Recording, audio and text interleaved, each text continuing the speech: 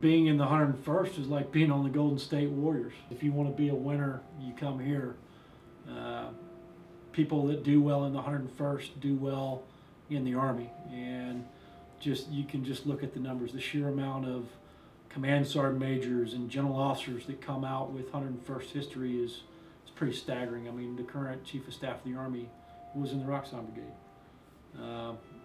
several years ago. General Petraeus was part of the Roxanne Brigade. People with notoriety, and we stand on the backs of our veterans in this brigade, and our veterans have continually answered the call year in and year out and have always won in battle. I mean, it's just pretty amazing what this division has done.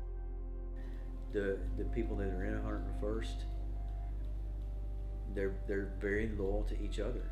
They're loyal to the division, and just like any other Army unit, you know, they crack jokes and they knock on the unit, you know,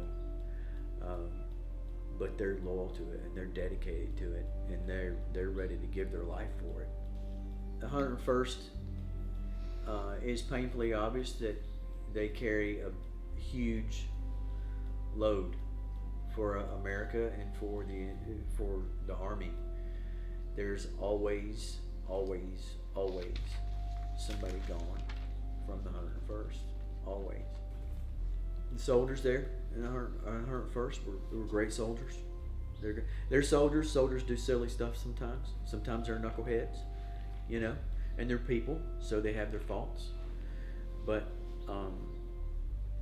at the end of the day, they're going to do their job. They're going to do their job. And they're going to do their job having leadership that is going to do its job. And that job is selfless service. You know, it's selfless service. There is a large number that get out of the Army at Fort Campbell that choose to stay here. And part of the reason they choose to stay here is because they have a loyalty to where they came from, which is the 101st. Seeing old Abe, you know, being the Screaming Eagle, waving on a flag or on soldiers' shoulders as they walk past you or as you walk past them, trooping the lines to get ready to go. I mean, that's a long lineage, right? And when you look at, you know,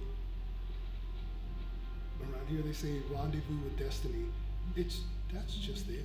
You know, I guess if I had to go out and get a tattoo, you could probably expect that I would probably get something with, you know, an old Abe or the 101st in there somewhere, whether it was in script or the eagle or something. But that's who we are. I mean, but the call to duty, it's just something it's just embedded in your blood, right? I don't know if there's a one word that could describe it.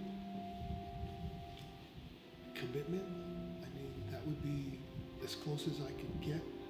It's just that commitment to the unit, commitment to the soldiers, commitment to the family.